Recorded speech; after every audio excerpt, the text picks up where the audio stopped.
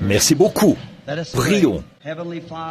Père Céleste, nous sommes de nouveau assemblés au nom de ton Fils bien-aimé, le Seigneur Jésus, pour lui exprimer de nouveau notre amour par l'adoration.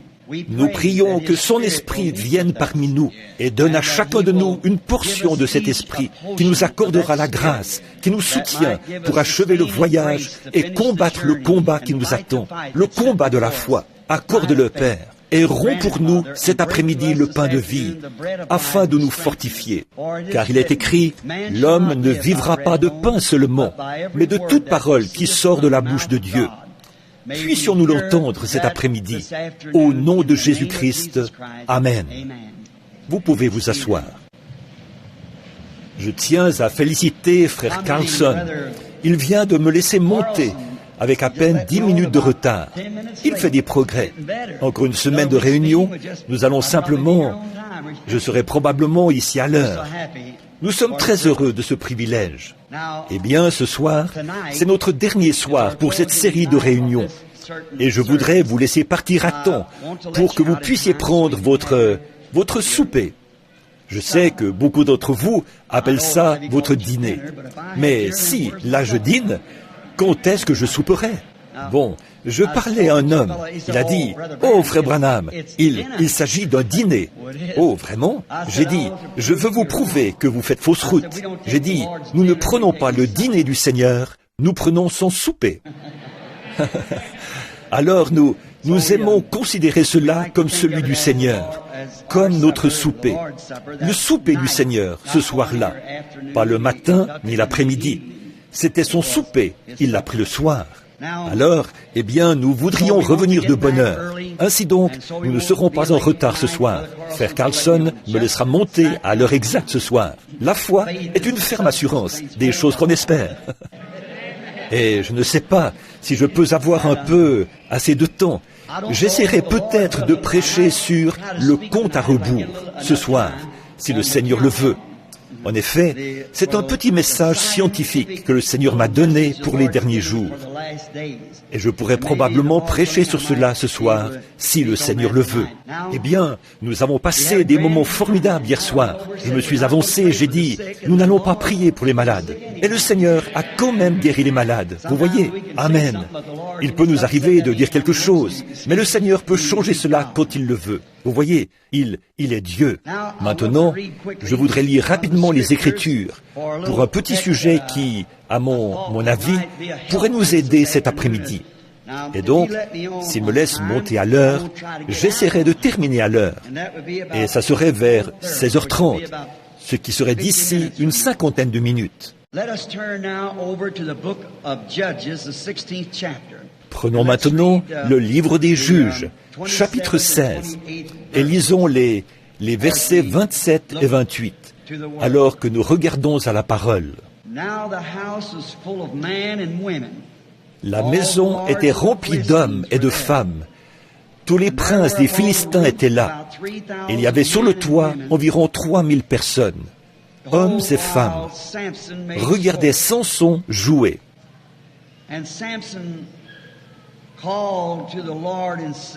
Alors Samson invoqua l'Éternel et dit, « Seigneur, souviens-toi de moi, je te prie.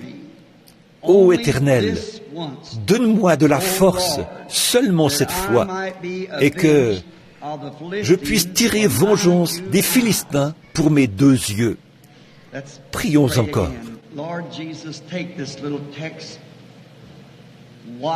Seigneur Jésus, prends ce petit sujet et abreuve-en l'Église, Seigneur. Nous prions et te le confions au nom de Jésus. Amen. There must have been about 3,000 Philistines looking down from the top of the Il y avait probablement 3000 Philistins qui regardaient du haut de la tribune de cette immense arène quand ces 2 personnes sont entrées dans l'arène cet après-midi-là. Il devait avoir fait chaud ce jour-là. Ces gens avaient été là toute la journée.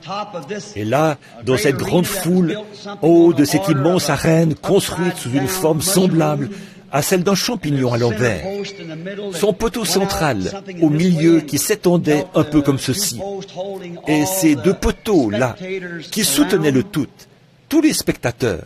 Highly polished warlords and their fine jeweled women.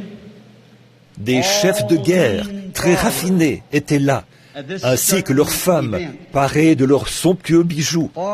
Tous se penchaient en avant pour voir cet événement particulier, pour bien voir ce qui allait se dérouler. Il y avait eu des préliminaires, tous les divertissements. Ils avaient peut-être eu des petits singes qui avaient exécuté de petits tours. Et ils avaient eu toutes sortes de divertissements, comme le combat, la lutte et des duels peut-être, jusqu'à ce que mort s'en suive, et bien d'autres choses avec lesquelles ils s'étaient divertis toute la journée. En effet, c'était un grand jour. Mais là, l'événement principal était arrivé. Vous savez comment l'on attend tous patiemment pendant que les préliminaires se déroulent. Et les gens attendent l'événement principal. Et c'est là que tout le monde se redresse et prête attention. On le remarque durant nos services religieux, lorsqu'on chante et qu'on donne des témoignages et qu'on prêche et tout. Mais l'événement principal, c'est de voir ce que le Seigneur va faire, voir le but pour lequel il nous a rassemblés. Nous nous attendons tous à voir quelle sera réellement l'issue de tout cela, l'événement principal. Dans tous les cas, c'est la même chose. Nous sommes toujours dans l'attente de voir l'événement principal. Et ils s'étaient tous levés pour regarder devant, pour voir ce qui se passait, parce qu'on leur présentait l'événement principal. Et tout ce qu'ils ont vu, c'est un aveugle conduit par un jeune garçon. Les couloirs avaient résonné tout l'après-midi à cause de ces orgies de l'ivresse, alors qu'ils se passaient le whisky et leurs boissons fortes, leurs belles femmes peinturlurées et parées de bijoux, et ces puissants chefs de guerre, ces hauts dignitaires et tout.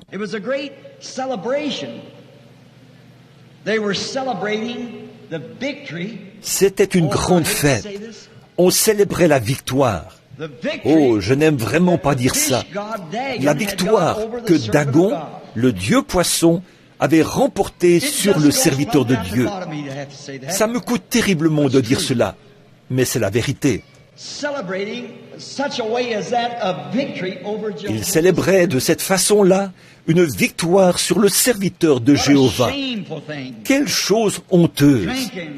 Des beuveries, des orgies, des femmes peinturlurées et parées de bijoux, et de grands dignitaires. Les feux brûlaient sous le dieu poisson. Quelle grande fête cela devait être!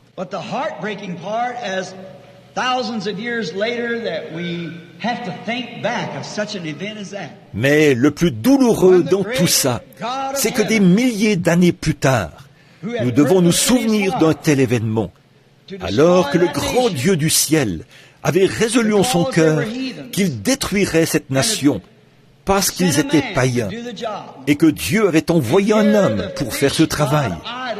Et voici que le Dieu poisson, une idole, célébrait une victoire remportée sur le serviteur de Jéhovah. Ce n'était pas Jéhovah qui avait perdu, c'était le serviteur qu'il avait envoyé pour faire ce travail, qui avait perdu la victoire. Quel spectacle! Comme c'était honteux. Ce garçon a conduit cet homme aveugle qui longeait le couloir en tâtonnant jusqu'à atteindre ces énormes poteaux centraux sur lesquels reposait cet immense champignon à l'envers, ou bien cette sorte de parapluie où les gens regardaient vers le bas, comme ceci, depuis ces sortes de grands piliers en long et en large, qui maintenaient la chose bien en place. Ils étaient faits de pierre qu'on ne pourrait pas reproduire aujourd'hui. Plus personne ne peut les construire comme ça.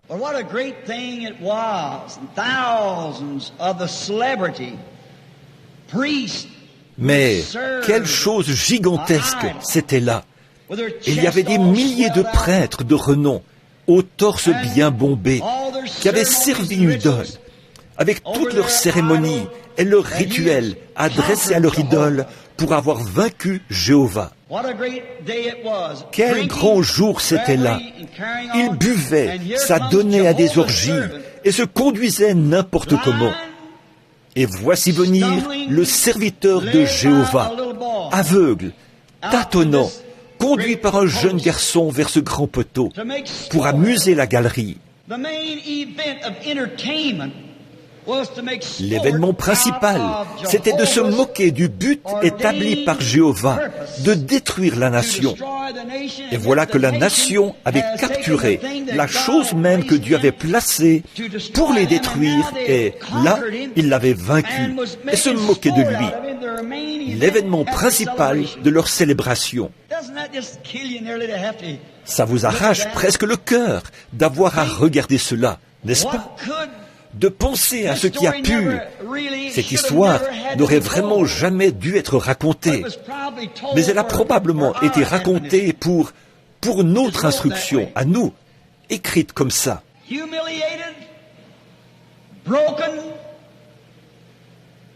standing now defeated, right between the two posts that held the building. What a symbol that is. Humilié, brisé, il se tenait là, vaincu, entre les deux poteaux qui soutenaient l'édifice. Quel symbole c'est de l'Église d'aujourd'hui? Quel symbole c'est d'une race déchue qui s'est livrée au monde et à la chose même que nous sommes censés vaincre?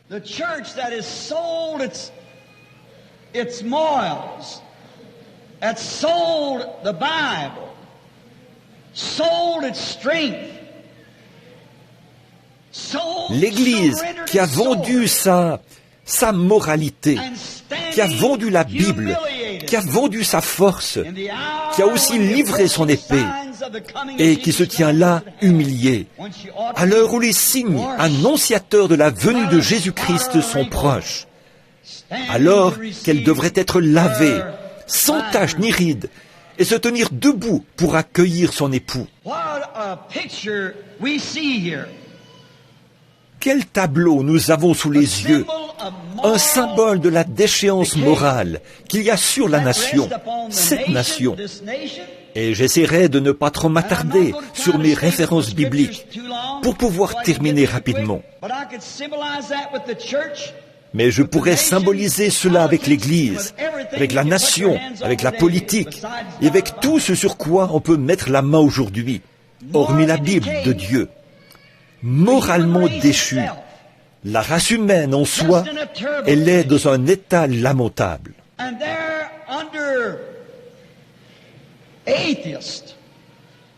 Et là, sous les regards des athées et des incroyants, qui se permettent de montrer l'Église du doigt, elle qui devrait avoir le message de ce jour, et de lui demander « Qu'est-ce que tout cela signifie ?»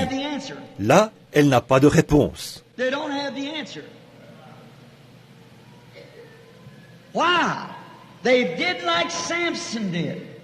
Elle n'a pas de réponse. Pourquoi? Elle a agi comme Samson. Elle a capitulé. En le voyant debout là, on aurait dit « C'est donc lui, Samson ?» Représentons-nous une image de cela, de ce grand et puissant guerrier. Représentons-le nous cet après-midi. Il avait de larges épaules, une grande carrure. Et voilà ce grand gaillard qui se tient là, rendu aveugle, attaché avec de petites cordes, et conduit jusqu'au milieu de la cour, humilié, brisé, vaincu. Et le grand Dieu du ciel qui regardait cela d'en haut. Et ici-bas, ces critiqueurs, des soldats ivres qui regardaient vers le bas.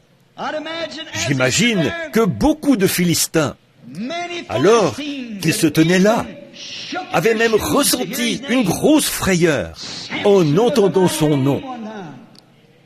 Autrefois, Samson était un nom puissant. C'était aussi le cas du christianisme, de l'Église. Et je vais faire un parallèle entre l'Église et cette scène.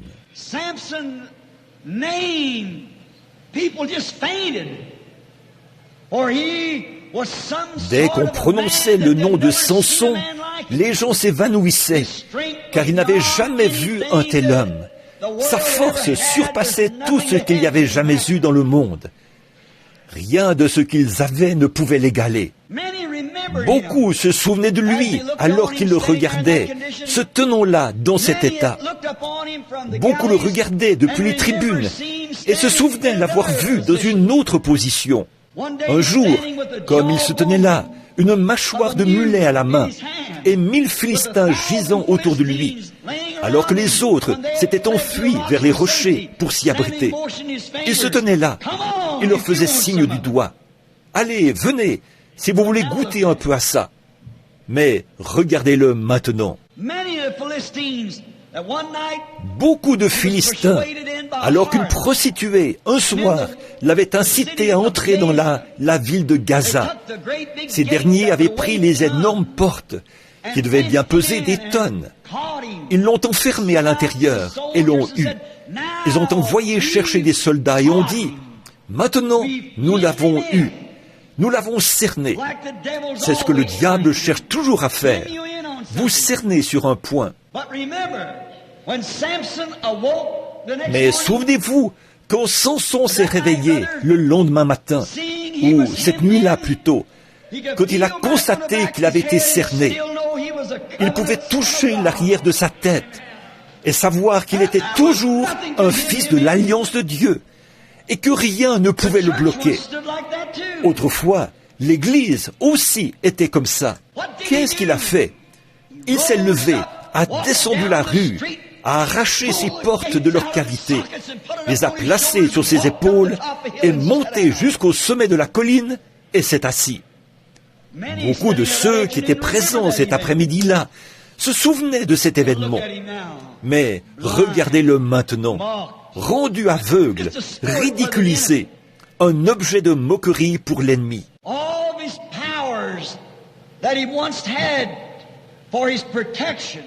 Toute la puissance qu'il avait autrefois pour sa protection, pour accomplir la mission que Dieu lui avait confiée, le but pour lequel il était né dans le monde, il en avait été dépouillé par une femme. Je pense que la même chose pourrait s'appliquer aujourd'hui. Une femme qui prétend être l'épouse de Christ et qui repose son enseignement sur une coupe remplie des impuretés de ses abominations, de ses fornications. Elle a versé de la coupe de ses fornications dans la bouche de l'Église de Dieu, qui était suscitée pour accomplir ses signes et ses prodiges, selon le dernier commandement de Jésus dans Marc 16. Et nous voyons qu'elle a pris le petit groupe fidèle de Dieu, qu'elle les a organisés ensemble, exactement comme elle l'avait elle-même fait, et qu'elle les a dépouillés. Ils renient ceux qui ont fait la force. Ils renient le Saint-Esprit. Ils renient la puissance de parler en langue. Ils renient la puissance du Saint-Esprit, de ressusciter les morts, de guérir les malades et de chasser les démons. Et maintenant, les Philistins sont sur toi. Que vas-tu faire maintenant que tu es dépouillé? Oh, ce qui a dû traverser l'esprit de cet homme. Nous avons vu ce qui avait dû traverser l'esprit des Philistins. Ils l'avaient connu. Eh bien, j'en entends un s'approcher peut-être de l'autre et dire, je me souviens du temps où, dès qu'on disait « Samson », tous les Philistins fuyaient, comme des rats vers un trou. J'ai entendu dire qu'autrefois, 1000 hommes marchaient dans le désert, et dès qu'on disait « Samson arrive », ils jetaient leurs armes, et ils couraient se mettre à l'abri aussi vite que possible.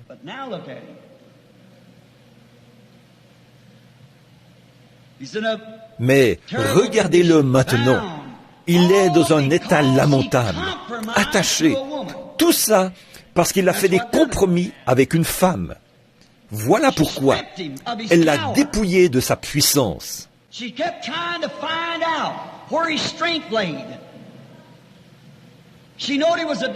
Elle cherchait sans arrêt à savoir où résidait sa force. Elle savait qu'il était un homme costaud, mais eux aussi, ils avaient des hommes costauds. Mais cette Delilah, c'était une vraie Jézabel. Elle savait comment le convaincre, comment l'envoûter et lui dire qu'elle l'aimait, lui. Mais elle cherchait constamment à découvrir où résidait sa force.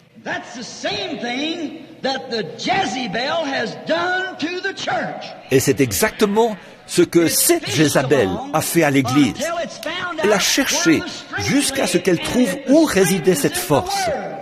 Et la force est dans la parole. La parole est Dieu. Et elle a fini par trouver où cette force résidait. Alors, elle a emmené l'Église à Nicée, à Rome, et a rasé ses tresses. Et maintenant, elle ôte de l'Église ce qu'il en reste. Elle la ramène au Conseil mondial des Églises. Elle lui rase de nouveau les tresses. C'est un rasage continuel. Elle lui ôte ceci, et ceci ne veut pas dire cela. Les jours des miracles sont passés. Il n'existe rien de ceci, cela ou autre chose. Ils ont trouvé où résidait sa force. En substituant les baptêmes, les poignées de main et toutes ces autres choses à la vraie parole de Dieu, qui est sans mélange. Cette parole est Dieu. Elle a été donnée à son Église pour vaincre le monde, les démons, la maladie, et pour chasser les démons. Et ce n'est en aucun cas une dénomination qui a été donnée à l'Église. C'est la parole qui a été donnée à l'Église. Voilà sa force. Mais eux, ils ont retranché ceci, ils ont retranché cela, et ont rasé cette tresse-ci, et ont rasé cette tresse-là, si bien qu'aujourd'hui, l'Église est complètement rasée, comme une sœur catholique. On l'a tellement rasée qu'elle a accepté comme doctrine un tas de credos faits de main d'homme. Et c'est exactement ce que le prophète avait dit qu'elle ferait. Et voilà qu'elle se tient là, aujourd'hui, humiliée. Alors que le Dieu du ciel a choisi des pécheurs ignorants et autres, et qu'il est descendu en eux et a prouvé cela, qu'il reste toujours Dieu. Et elle n'arrive pas à donner une réponse à son assemblée face à tout cela, parce que ça, ce n'est lié à aucune dénomination. Et l'Église se tient là, humiliée, alors qu'elle aurait dû se tenir dans sa force. Si seulement l'Église aujourd'hui se tenait comme elle l'a fait au jour de la Pentecôte, si seulement l'Église aujourd'hui se tenait comme à l'époque d'Irénée, et à l'époque de Saint Martin, ou à l'époque de Polycarpe, quand l'Église, plutôt que de défier la moindre parole de Dieu, s'avançait droit vers la mort. Irénée, Martin, tous ces hommes-là s'en sont tenus fermement à ce baptême d'eau au nom de Jésus-Christ. Chacun d'eux s'en est tenu fermement à ce baptême du Saint-Esprit, aux prophètes, aux signes et aux prodiges. Et elles s'en sont éloignées aujourd'hui. Qu'est-il arrivé ? Delilah a découvert où résidait cette force. Et si jamais elle parvenait à éloigner ses séminaires de cette parole pour les diriger vers une théologie faite de main d'homme, elle réussirait à les avoir. Il serait alors facile de les lier pour les emmener dans le Conseil mondial des Églises, ce conseil œcuménique. Vous dites, vous n'avez pas le droit. Je suis quand même citoyen américain. J'ai droit à la liberté d'expression. C'est vrai, certainement que je le suis. Remarquez, c'est l'exacte vérité. Oh, ce qu'il a dû ressentir, ce qui a traversé l'esprit de cet homme, alors qu'il se tenait là, aveugle. Or, Jézabel savait, ou plutôt, pas Jézabel, mais Delilah, elle savait que si elle parvenait simplement à lui crever les yeux, ça réglerait l'affaire. Et c'est exactement ce que la Delilah de ce dernier jour a fait à l'Église. Elle lui a crevé les yeux à la promesse de Dieu. Et elle vous a vendu une certaine dénomination intellectuelle de grande envergure. Tout le monde aime acheter, dire « J'appartiens à la première Église, j'appartiens à cela, ici, Voyez, tant que le diable peut crever vos yeux à la parole de Dieu et à la promesse de Dieu, peu importe combien cela a l'air insensé, c'est la promesse de Dieu. Maintenant, je n'approuve pas les sectes, pas du tout. Mais on reconnaît ces sectes à leurs œuvres. De même, on reconnaît l'Église de Dieu à ses œuvres. Mais j'essaie de dire ce que Delilah a fait à Samson. Maintenant, considérons les choses du côté de Samson, ce qui a dû traverser l'esprit de cet homme alors qu'il se tenait là. Toutes les grandes victoires qu'il avait remportées autrefois ont dû lui traverser l'esprit. Maintenant, l'événement se déroule. Le divertissement de l'après-midi est sur le point de commencer. Ceux qui doivent être divertis pensent à ce que cet homme était autrefois, et le voilà, se tenant là, pensant à ce qu'il avait été. Mais à cause d'une femme qu'il avait attirée, le tableau avait changé comparativement à ce que ça aurait dû être. Dieu avait suscité Samson pour détruire cette nation. C'était ça le but même pour lequel il avait été suscité. Si seulement Dieu peut trouver un seul homme, voilà tout ce dont il a besoin, d'un seul homme qui peut s'abandonner entièrement à lui. Il n'a pas besoin d'une armée, il ne s'est jamais servi de ça. Il ne se sert que d'un homme. Or Samson avait donné sa force à Dieu pour qu'il l'utilise. Mais il ne lui avait pas donné son cœur. Il avait donné son cœur à Delilah et sa force à Dieu. Mais vous devez abandonner votre âme, votre corps, votre esprit, votre force, tout ce que vous êtes à la volonté de Dieu et devenir son prisonnier. Vous serez forcément prisonnier de quelqu'un. Vous ne vous appartenez pas. Vous êtes prisonnier de quelqu'un.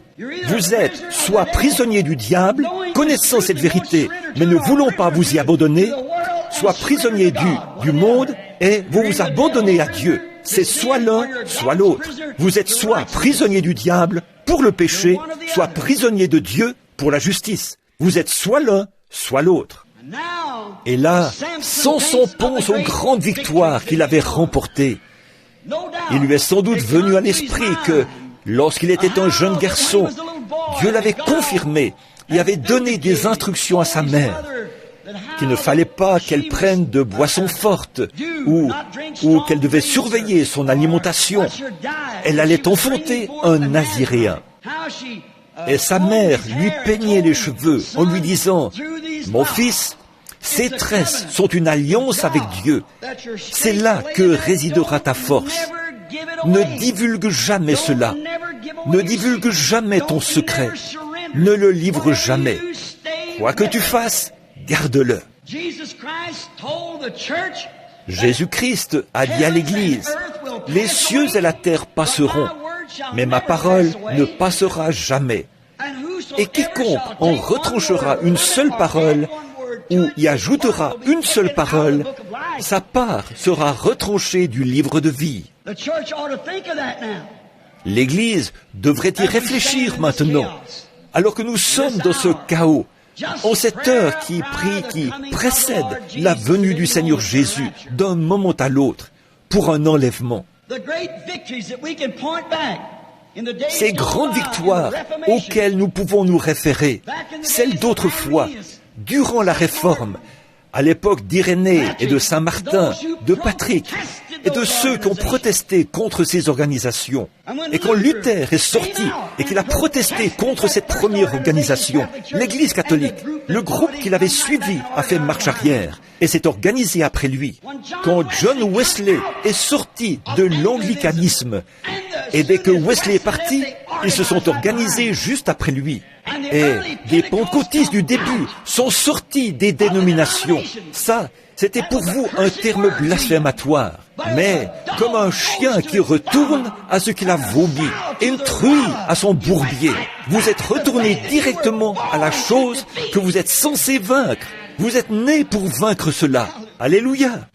Ça me brise d'autant plus le cœur d'avoir à penser à la victoire que Dagon avait remportée sur Samson là-bas. Je vois celle que Jézabel a remportée sur l'Église. Et c'est pour ça que de toutes mes forces, et avec chaque fibre de mon corps, je m'efforce de protester contre cette chose et de rappeler cette Église à son lieu de repentance.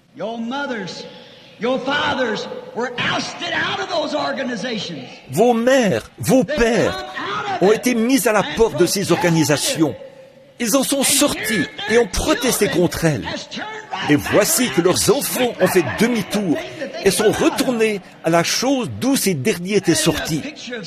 Voilà bien le portrait de Samson, de ce que Delilah a fait. Nous devrions vraiment laisser les pensées de ces grandes victoires traverser notre esprit. Je n'ai pas le temps d'aborder tout ça si je veux tenir ma parole envers vous. Et Dieu l'avait suscité dans ce but. Et le voilà qui se tient entre ces deux poteaux, rendu aveugle, vaincu, humilié. Il restait le même grand gaillard qu'il avait toujours été, mais sa force avait disparu.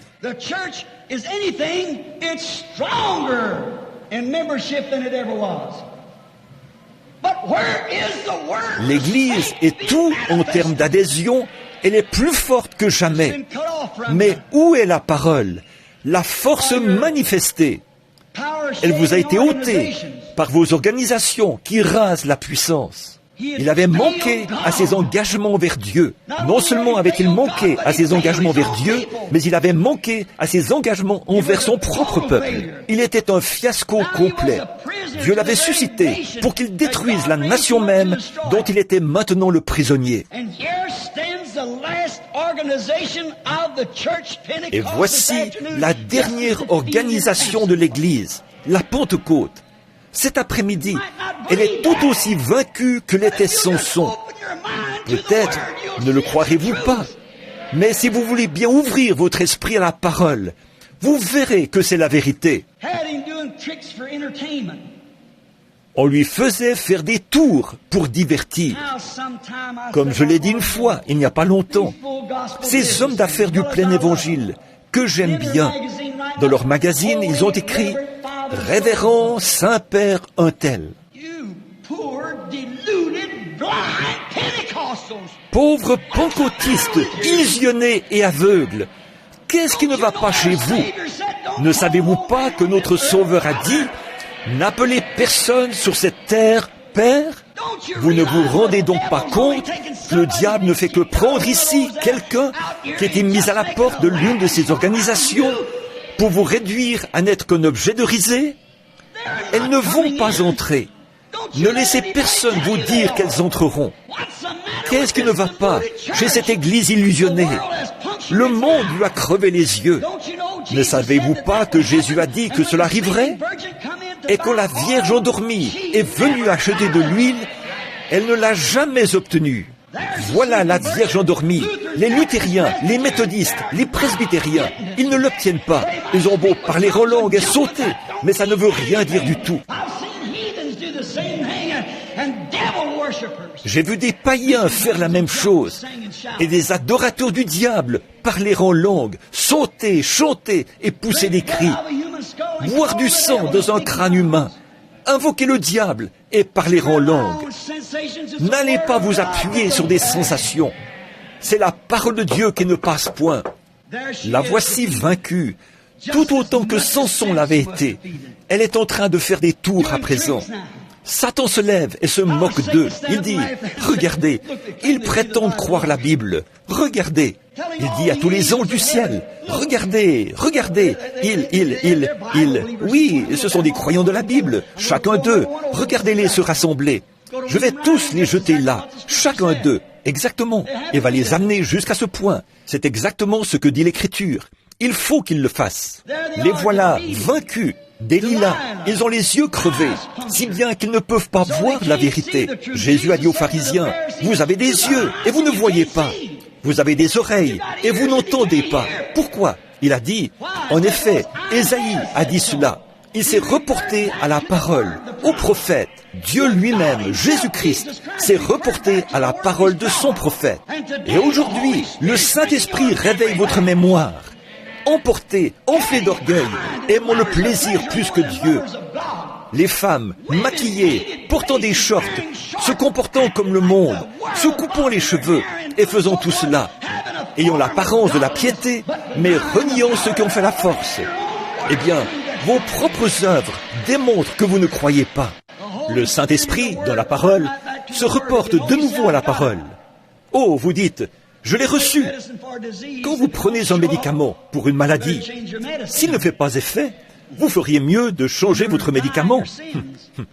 Vous mourrez dans vos péchés. La nation, le but même, la chose même pour laquelle ils ont été suscités, celle qu'ils devaient détruire. Samson en est maintenant victime. C'est pareil avec l'Église. Elle avait été suscitée pour faire honte au système des dénominations et à la mondanité dans les dénominations. Et vous, vous êtes entrés directement dans la dénomination. Et en faisant cela, vous ne pouvez pas suivre les Écritures. Chacune d'elles a une conception différente. Vous avez alors perdu votre force. Ce démon d'aveuglement, il a laissé les charmes d'une femme le détourner de la parole de Dieu. Maintenant vous dites, frère Branham, il ne s'agissait pas de cela. Oui, il s'agissait bien de la parole de Dieu. Delilah a détourné Samson de la parole de la promesse. De même, la Jézabel d'aujourd'hui a détourné l'Église. Elle a attiré pour l'éloigner de la parole de la promesse. La sainte Bible de Dieu. Oh, c'est la même chose. C'est exactement la même chose. Qu'ont-ils fait? Ils ont donné accès à Jézabel. C'est ce qui est dit dans Apocalypse 17. Apocalypse chapitre 17. L'Église catholique est représentée là. Et elle vous confirme qu'il s'agit bien d'elle.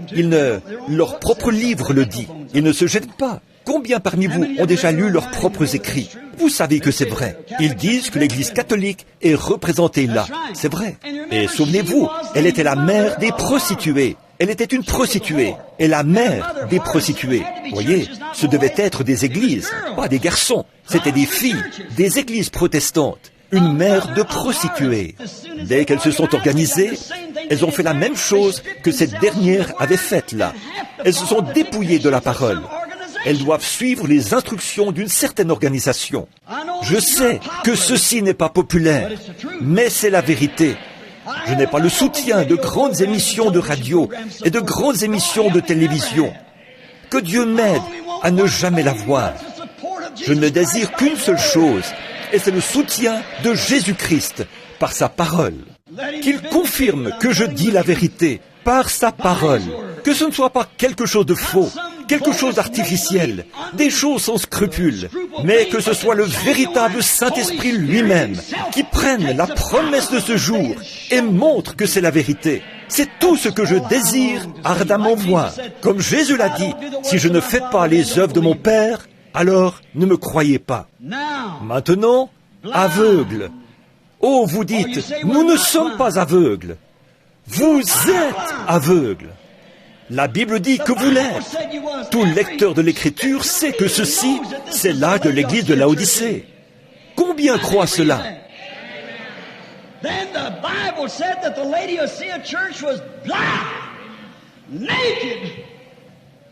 Alors, la Bible dit que l'Église de Laodicée est aveugle, nue, et qu'elle ne le sait pas. C'est ce qui est grave. Elle ne le sait même pas. Elle est pire que tous les autres âges de l'Église réunis. Le bœuf connaît la crèche de son maître, ou l'étable, et la mule connaît sa crèche. Et il a dit, mon peuple ne connaît rien.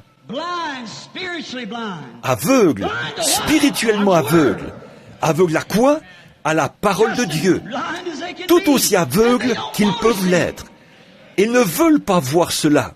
Et si vous leur dites ces choses, ils répondent « Oh oui, je compte bien le faire. » Mais pas un seul d'entre eux ne le fait. Ils ne peuvent pas le faire. Et garder leur association dans une organisation. Automatiquement, ils se feront virer. La voilà. Delilah lui a rasé les tresses. Maintenant, il a les cheveux coupés. Comme les femmes qui sont là-dedans. C'est la même chose. Maintenant, regardez-les. Vaincus. Tout comme elles l'étaient autrefois.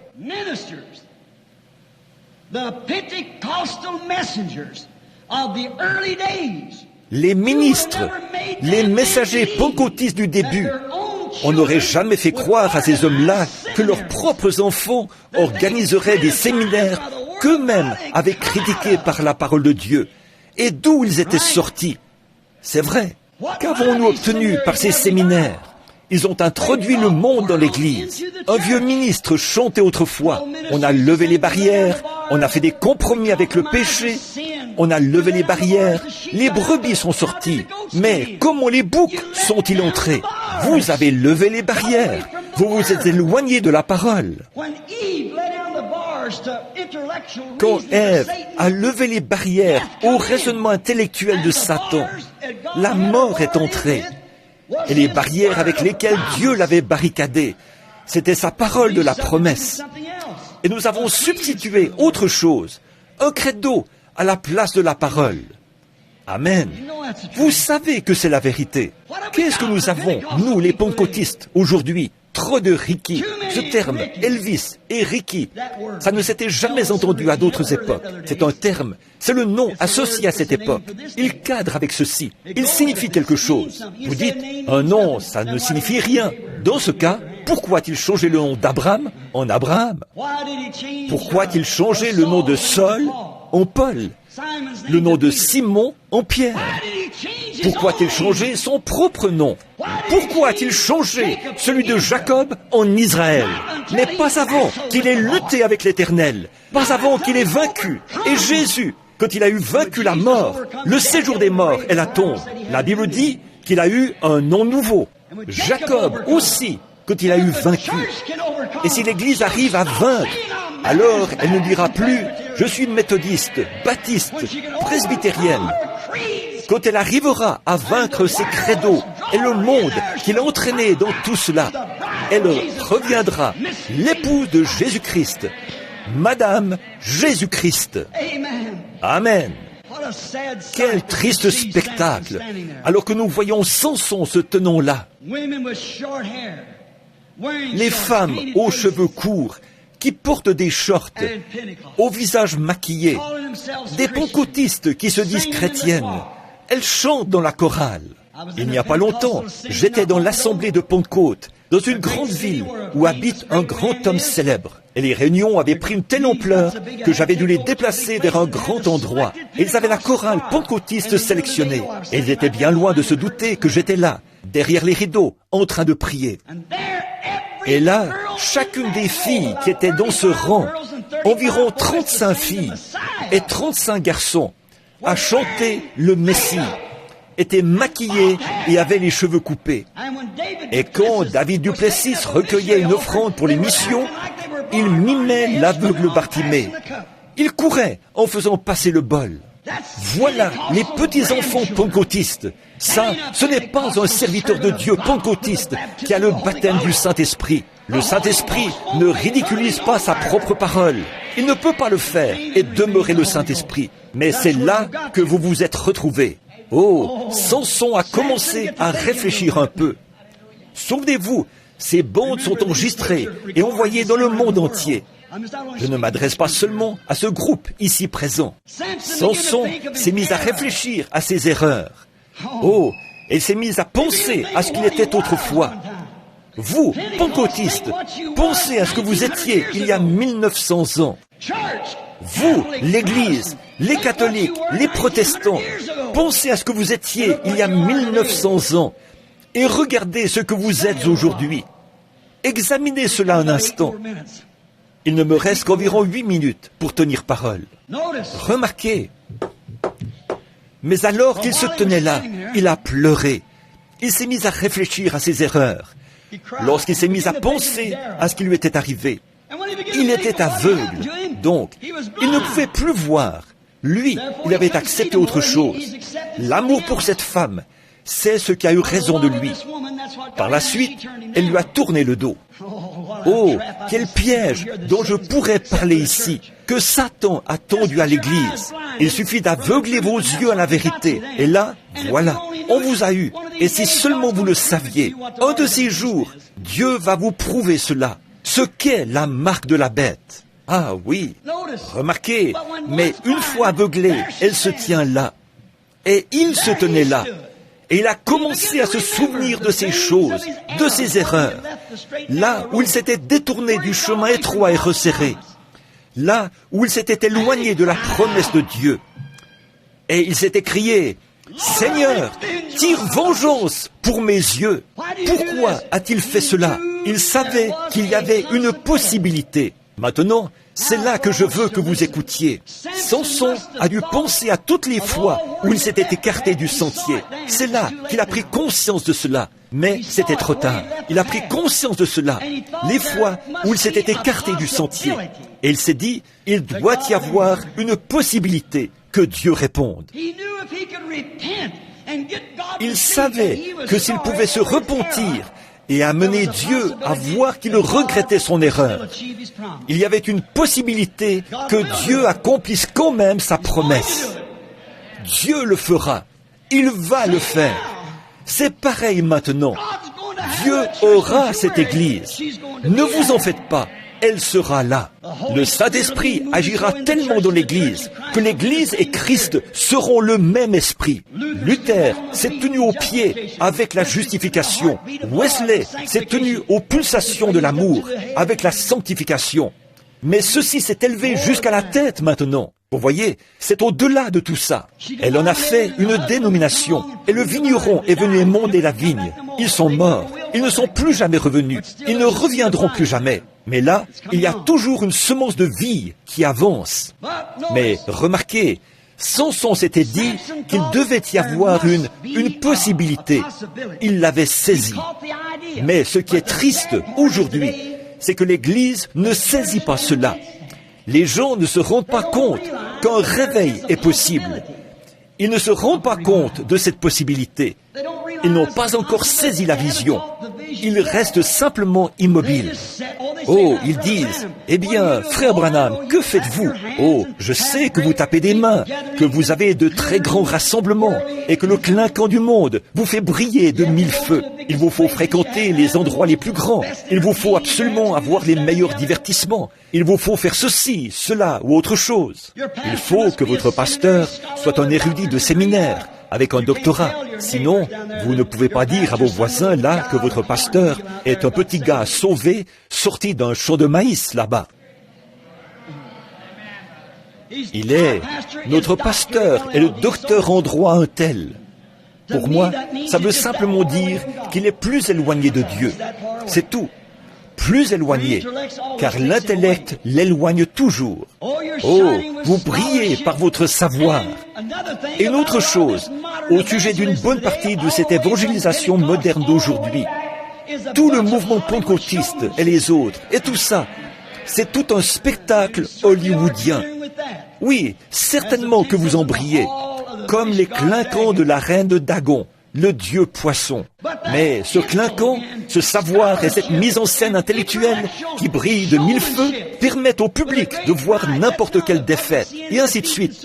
Toutes ces choses-là, ces conceptions intellectuelles de l'Évangile, et tout ça, n'amènent pas la puissance de Dieu, qui fait que les femmes cessent d'avoir les cheveux coupés, et que les hommes se comportent comme ils le devraient, qu'ils prennent leur place dans le foyer, et qu'ils élèvent leurs enfants comme ils devraient le faire. Ces choses n'amènent pas l'Esprit de Dieu. Samson se tenait là, tout aussi costaud que jamais. Et l'Église est plus importante en termes de membres qu'elle ne l'était il y a 40 ans. Mais où est l'Esprit de Dieu? Oh là là, où est l'Esprit de Dieu dans tout ça? Je vois l'Esprit de Hollywood, je vois l'Esprit du monde, je vois l'Esprit de tape à l'œil. Ça entre par une oreille et ça sort par l'autre. Je prêche contre ces choses depuis 15 ans, mais ça se dégrade toujours plus. Je le vois bien, et je vois l'Esprit qui est là. Mais où est l'Esprit de Dieu qui peut saisir Dieu, qui peut reconnaître la parole elle-même quand elle est manifestée, qui peut reconnaître la vérité? Seul l'Esprit de Dieu peut faire cela. C'est vrai. Vous pouvez bien accepter l'éclat, le raffinement, les mises en scène. Le physique de Samson était toujours aussi imposant. mais sa force lui avait été enlevée. L'Église, la Pentecôte d'aujourd'hui, se tient là. Il y a 3 ans, je crois, le journal de l'Église catholique, le visiteur du dimanche, a déclaré qu'il faisait 1 million de conversions à la religion catholique en une année, mais que l'Église pentecôtiste en faisait plus que ça, 1 500 000. Eh bien, qu'avez-vous obtenu en faisant cela? J'aimerais mieux en faire 5 qui pourraient abandonner leur vie à Christ. Il peut accomplir plus de choses avec 5 hommes ou un seul homme qui s'abandonne qu'il ne le pourrait avec 40 millions là qui sont dehors. Que signifie membre? Ça veut tout simplement dire autre chose, que vous êtes aveuglé et que vous donnez encore plus de force à la prostituée. C'est vrai. Remarquez, l'Église, aujourd'hui, n'est pas disposée à payer le prix. Samson a fait le genre de prière qu'il fallait. Seigneur, que je meure avec cet ennemi. Oh là là, voilà, vous ne voulez pas mourir à votre orgueil. Vous ne voulez pas mourir aux choses du monde. Maintenant, souvenez-vous, en disant ceci, je m'adresse littéralement à des milliers de personnes dans le monde entier. Voyez, je ne m'adresse pas seulement à vous, ici, à Chicago. Je m'adresse au monde entier. Vous ne voulez pas mourir, mais c'est le seul moyen pour qu'un réveil soit possible. Vous, Samson aveuglé, ne voyez-vous pas que cette Delilah vous a aveuglé les yeux? Et le seul moyen pour vous de ramener la force à l'Église, c'est de mourir à l'ennemi qui vous a fait entrer dans cette mondanité. Samson a dit que je meurs avec cet ennemi. Il y a un prix fort à payer. Vous devez mourir à la chose qui vous a entraîné dans cette chose-là. Vous devez mourir à la chose qui vous a entraîné, vous, les pentecôtistes, là où vous êtes cet après-midi. Vous devez mourir à cela. Samson était disposé à payer ce prix pour retrouver la puissance de Dieu dans sa vie. Je me demande si cet après-midi, l'Église est disposée à payer le prix et à mourir avec l'ennemi, la chose en question, toute votre popularité et tout votre ceci, cela, autre chose, pour simplement voir la puissance de Dieu revenir sur vous. Et que vous soyez disposés à devenir prisonniers de Jésus-Christ. Oh, j'entends certains de vous dire, oh oui, nous, on a des réveils, mais ce sont des réveils dénominationnels. Les unitaires veulent faire de tous les trinitaires des unitaires. Les trinitaires veulent faire de tous les unitaires des trinitaires. L'Église de Dieu veut contrôler l'Église de Dieu de la prophétie.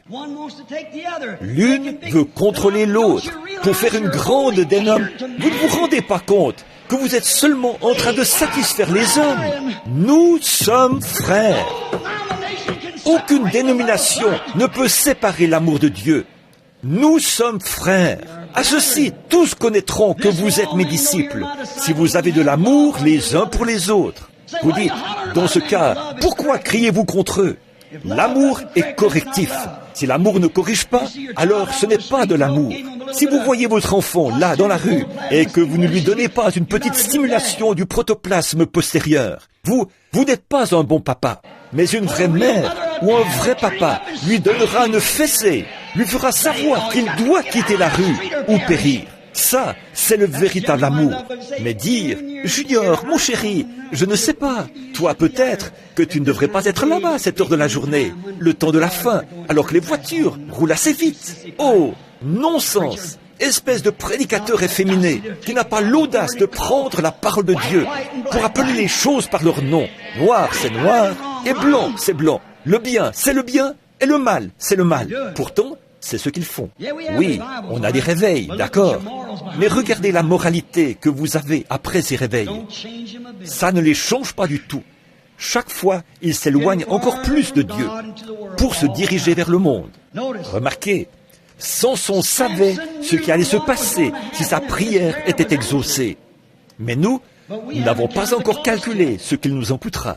Que se passera-t-il si Dieu exauce votre prière de devenir un vrai, un authentique enfant de Dieu? Vous savez que votre dénomination, pour vous, ce sera terminé. Et ces femmes avec lesquelles vous jouez au bridge et tout ça, oh non, pour vous, tout ça, ce sera terminé. Vous feriez mieux de calculer ce qu'il vous en coûtera pour commencer. Mais Samson a dit que je meure. Il était disposé à payer le prix. Et il savait, maintenant, écoutez bien cette observation, il savait que sa condition rétrograde actuelle n'aurait jamais pu répondre au défi de cette heure-là. Pourtant, quant à ses muscles, il était un homme, tout autant qu'il était autrefois. Sa carrure était tout aussi imposante que jamais. Ses muscles étaient tout aussi gros qu'il l'était autrefois. À n'importe quel moment, il pouvait gonfler les muscles de ses bras. Ils étaient probablement plus gros qu'avant, parce qu'il avait broyé le fait de plus dur labeur. On a de meilleures églises, de meilleurs bâtiments, et tout ça. Mais où est notre force, d'un point de vue spirituel? Oh, on pourrait faire un vote dans la nation. Bien sûr, on pourrait faire ces choses, mais ce n'est pas de ça que je parle. Je parle de la présence de Dieu reconnue parmi nous. Voilà ce qui devrait être notre raison de vivre. Il savait que son état de rétrograde ne pouvait pas répondre au défi de cette heure-là. L'Église aussi est consciente de cela maintenant. On ne peut pas y arriver dans cette condition. Vous ne pouvez pas y arriver. La dénomination ne peut pas confirmer la parole. Elle nie la parole. La dénomination en soi nie la parole dès lors qu'elle devient une dénomination. C'est cette chose-là elle-même qui, dès le départ, vous fait complètement passer de l'autre côté. Elle nie la parole. Tout le temps, il ne me reste qu'une ou deux petites minutes. Mais remarquez, alors que je me dépêche maintenant pour tenir parole, pendant tout le temps où ils se tenaient tous là, ces pensées traversaient leur esprit. Et j'espère qu'elles traversent le vôtre. Ils n'ont jamais remarqué le moment où ces pensées ont traversé l'esprit de Samson. Peut-être qu'ils se sont fait passer la bouteille, qu'ils ont encore bu un coup. Leur belle femme hollywoodienne était là, cigarette au bec. S'il existait quelque chose de semblable à cette époque-là, je ne pense pas qu'ils étaient descendus si bas à cette époque-là.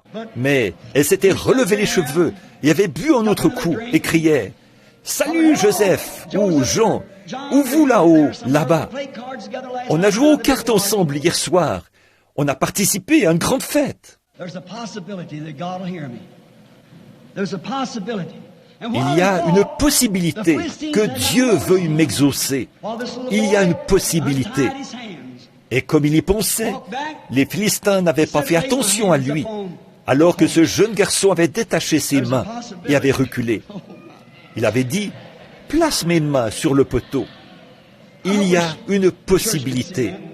Oh là là, j'aimerais que l'Église voie ça. Un véritable réveil est possible. Qu'a-t-il fait? Il a levé ses orbites. Il n'avait plus Dieu, vers Dieu. Ils n'ont jamais remarqué le mouvement de ses lèvres, alors qu'il se confessait sincèrement. Nous n'avons pas simplement besoin d'un faible « Seigneur, pardonne-moi, ainsi que Jim, Joe et chacun de nous. Amen. » Nous avons besoin d'un nettoyage sincère, de la chair au concierge. Ils n'ont jamais remarqué les larmes qui coulaient de ses orbites, où se trouvaient ses yeux autrefois. Ils n'ont jamais remarqué le mouvement de ses lèvres, ses yeux, les larmes salées qui coulaient de ses orbites. Il voulait que Dieu confirme une fois encore sa parole pour prouver, comme je le dis à cette Delilah d'aujourd'hui, ou plutôt à ce Samson, Jésus-Christ est le même hier, aujourd'hui et éternellement. Une fois encore, pensait-il, ça arrivera. Pas une nouvelle dénomination, pas une nouvelle branche sectaire, mais une parole confirmée de toi, ô Dieu. Tu es toujours Dieu, je le sais. Je suis aveugle, je me suis écarté du droit chemin, je ne suis pas digne de vivre. Que je meure avec cet ennemi. Tu m'as suscité pour que je le détruise. Et j'ai manqué à mon devoir envers toi, Seigneur. Mais tu peux encore m'exaucer. C'est possible. Une fois encore, Seigneur, une fois encore. Il a prié très sérieusement. Il savait ce qui allait arriver. Seigneur, seulement cette fois encore, une fois encore, que je vois Jésus-Christ tel qu'il était hier. Quand il faisait cette prière, les larmes coulaient sur ses joues. C'était une confession en toute sincérité. C'est ce dont l'Église a besoin. Confessez que vous êtes dans l'erreur. Ne vous souciez pas de ce que le docteur Jones dit, ni de ce que n'importe qui d'autre dit. Si vous êtes en dehors de la parole de Dieu, confessez-le. Confessez que vous êtes dans l'erreur. Criez, une fois encore, Seigneur. Une fois encore. Une fois encore, Seigneur. Une fois encore. Tire vengeance de ces dénominations pour mon aveuglement et donne-moi la force, Seigneur, de secouer ce monde dénominationnel avec ta confirmation. Donne-moi la force, Seigneur. Démontre-le une fois encore. Il savait ce qui allait se passer si sa prière était exaucée. Il le savait et très sérieusement il a crié « Une fois encore, Seigneur !»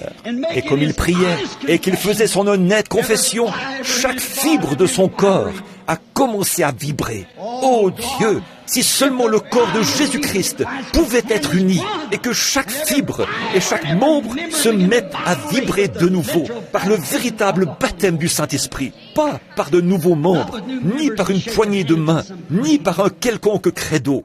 Alors que la force commençait à se propager dans ses gros muscles, chaque fibre a commencé à se contracter. Il a commencé à se sentir revivre et il a pivoté. Et à ce moment-là, le grand mur est tombé. Tout ce que nous devons faire aujourd'hui pour voir ces murs dénominationnels tomber, c'est de devenir profondément sincères devant Dieu, pour guérir ces yeux aveuglés qui ont été rendus aveugles à la parole de Dieu.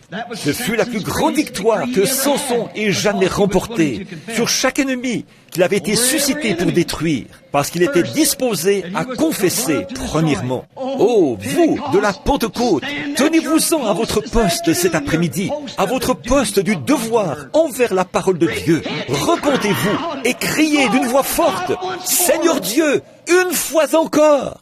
Je vais vous dire quelque chose. Vous feriez mieux de détruire votre ennemi avant que votre ennemi ne vous détruise. C'est vrai.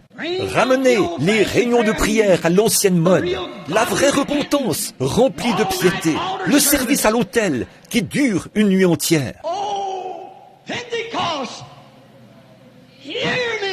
Oh, vous de la Pentecôte, écoutez-moi. Quittez cette corruption que Jézabel a produite parmi vous. Quittez-la vite et revenez à la parole du Seigneur, loin de ce spectacle hollywoodien. De tout votre cœur, revenez à la parole de Dieu, revenez à la puissance du Saint-Esprit. Vous, les femmes, habillez-vous comme des femmes. Vous, les hommes, comportez-vous comme des hommes, comme des fils et des filles de Dieu. Détournez-vous de ce système de Jézabel qui vous oppresse et vous aveugle. Que Dieu nous aide à avoir une vraie repentance, pas tiède. Vous n'allez pas y arriver. Je me dis qu'aujourd'hui, en ce moment même, alors que mon temps est écoulé, nous devrions nous lever et crier avec nos mains levées. Seigneur, une fois encore, oh Seigneur, une fois encore, levons-nous, tous ceux qui sont disposés à le faire, à voir un réveil, tous ceux qui sont disposés à mourir à ce spectacle hollywoodien, tous ceux qui sont disposés à mourir, à voir la puissance de Dieu venir à Sion avec joie.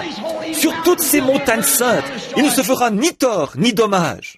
Levons les mains et crions, une fois encore, Seigneur! Une fois encore, Seigneur! Une fois encore, Seigneur! Une fois encore, Seigneur! Envoie le Saint-Esprit avec un vent impétueux, comme tu l'as fait au jour de la Pentecôte. Amen.